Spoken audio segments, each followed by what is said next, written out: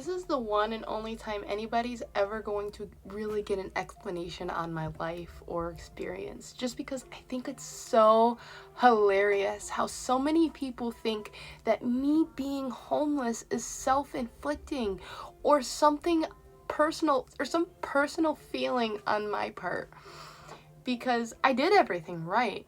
I had a job at one point, and I had a really good credit score. I got it up to like 800, and I was getting it up there more, like I had a really good credit score. Like I was doing the things that I had to do. But guess what?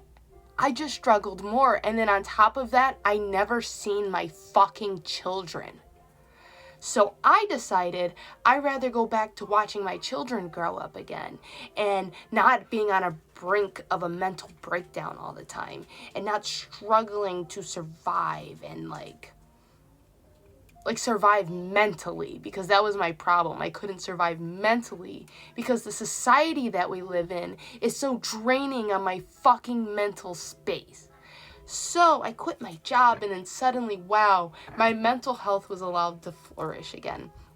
And not only that, but my partner worked also, since he was a child, longer than me, at his job. And not at his job, just in general worked. But at his job, he got hurt. And he got a settlement for that, right? A big, nice, decent chunk of money, to the point where we may have not been able to buy a home, but we were able to buy a mobile home. But guess what? You have to rent mobile homes. And with my renting history, which was really just, I had a racist landlord who hated me and used any excuse to try to evict me, and they never really succeeded. I left on my own accord. I don't have an eviction thing on my record, by the way, but yeah, they let their tenants terrorize me for months, and then they were my last reference other than Royal York, who was... I've only had 2 landlords ever in my life, and one I lived with them for about 7 years, and everything went perfectly fine until I asked for an emotional support dog. Then I couldn't deserve it. Then my family and my children were disgusting and dirty, and we weren't good enough to live there. That's what happened. And then the other place, I was surrounded by a bunch of white people that didn't really like that I wore a kufiya the one time, or was proudly and openly speaking out about like the injustices of the world. But again, we won't go into that any further. But yes, I had the money for a mobile home. I didn't have the money. My partner had the money. And I was also at the mercy of him and his choices and his decisions and what he wanted. And he wanted to stay in New York because he still believed in his family. He still believed his family cared about him and would take care of him and would do everything for him. So he wanted to stay in New York and try to find property here, even though everything's super expensive and the Zionists own almost everything. So of course we did not get a home at all, despite applying, putting in good faith deposits, doing all the things that they tell you to do. I was still homeless. I still had 2 days to figure out where to go with me and my family, and we went in a motel for a little bit. Then we hung out in Airbnbs for a little bit because we thought, we were going, I didn't know what their plan was, but we were going to do something. We were going to go somewhere, but that never happened. The money ran out because it's very expensive to try to survive with 3 children in an Airbnb. So of course, I'm homeless. Of course I have nowhere else to go.